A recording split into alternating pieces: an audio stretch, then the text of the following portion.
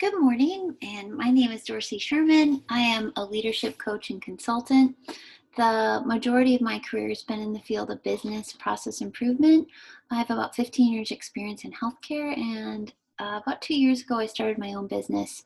And since then I've worked across a variety of industries, including manufacturing and nonprofits. I'm currently undergoing certification in leadership coaching at Case Western Reserve University, which has the only evidence-based coaching lab in the country. My colleague is Toni Benner. She's not here today, but Toni is an engineer and she's a strategic thinking partner. She's an executive coach. She has 20 plus years of experience in facilitation, training, team development, strategy deployment, and continuous improvement. She's worked in service industries, automotive, healthcare, and the US military. Together, we created this mastery program called Coaching Conversations because we want motivated leaders. We want to help motivated leaders adopt a coach approach. There was a recent Harvard Business Review article that cited that most managers think they're good at coaching and they think they are coaching, but really they're telling people what to do. Today's environment that is so uncertain and disruptive, combined with a generation that really wants and prefers feedback, requires some different skills. That quick decision making and it's easier to do it myself mentality isn't enough. If leaders want increased performance, they must focus on the key driver of engagement, and that's that leader-employee relationship. An effective manager as coach listens.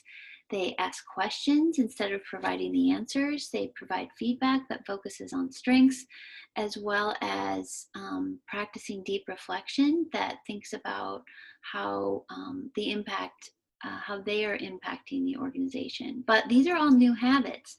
Passively consuming information on how you could behave as a leader doesn't lead to change. New habits require motivation, practice, and feedback. And this course, which is really focused on interaction and engagement, combines the science and art of what we know about those 4 power skills I'm going to get into with the evidence around how people change.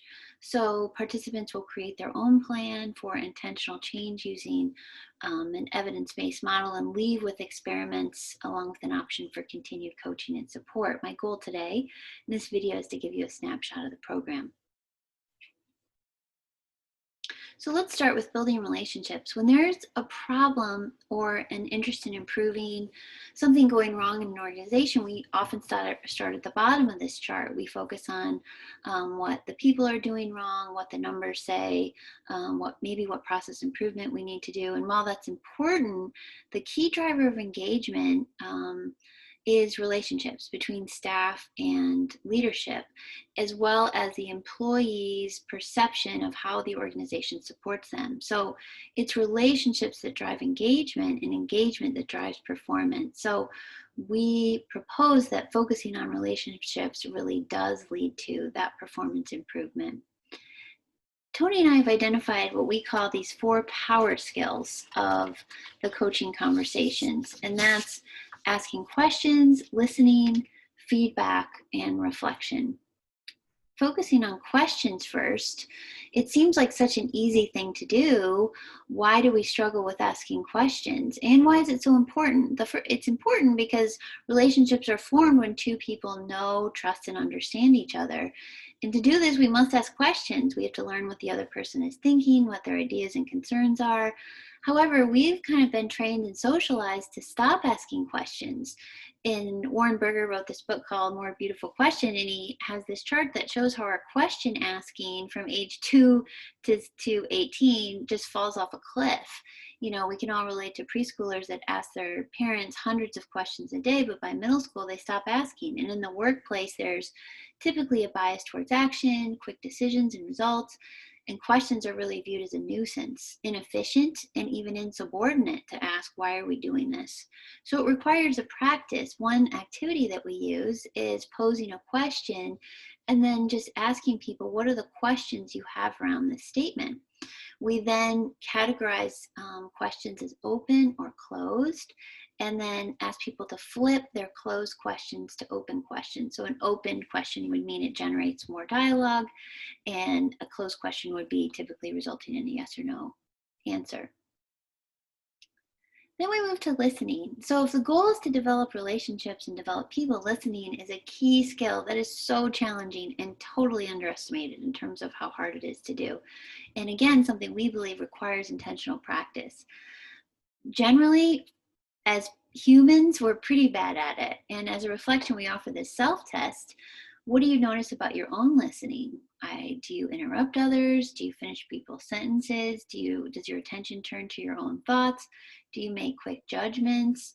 Do you jump to solutions? Do you do more talking? Or do you look at your phone or computer? For myself, I really struggle with interrupting people, and I don't intend to be rude, but I get excited when I hear other person's ideas and want to add in with my own story or kind of validate what they're saying. I invite you to consider this list and whether there's one habit that might limit your coaching capability. Following listening is feedback.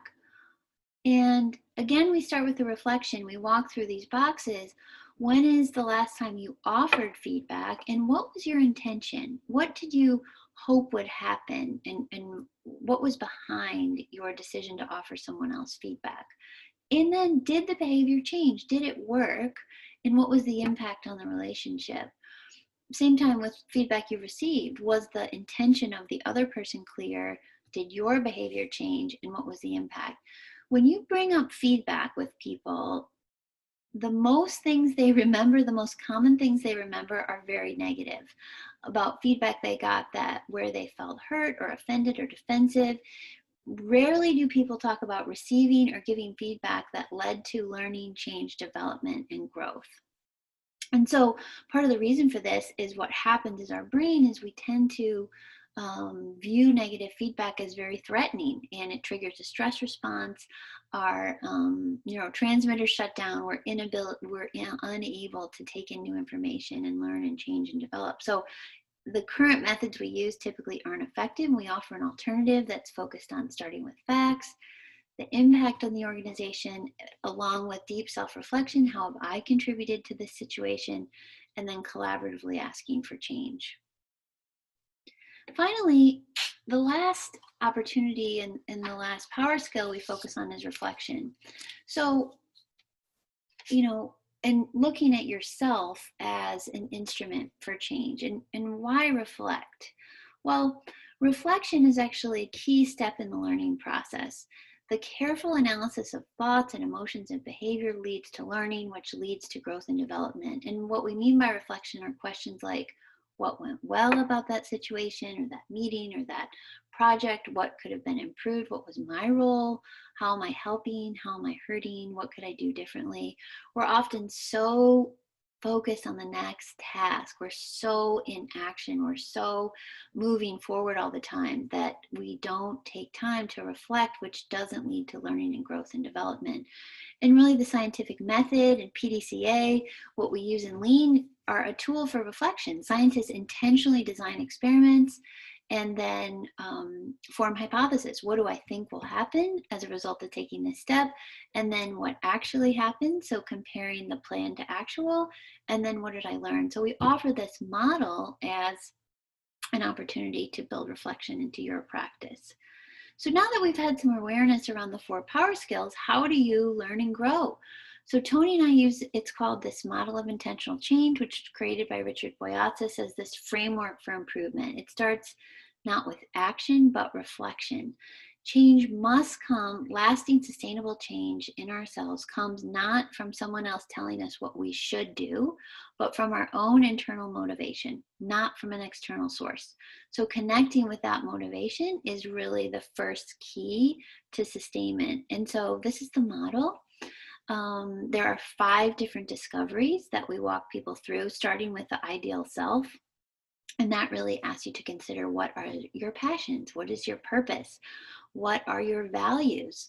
And that understanding that ideal self really creates this direction and a vision, and it connects you to a positive emotion, which spurs action and change. So from the ideal self, we move to the real self. Who are you now? what strengths do you see in yourself? What strengths do others see in you? Similar to a model of continuous improvement or A3, value stream mapping, a key to improvement is a deep understanding of where you are now, your current condition, but not looking for problems or waste or deficit, but instead, what are your strengths? Second question, what strengths do others see in you? What do others tell you you're good at home, at work, in your community? And then as you compare this ideal and real self, where is the alignment?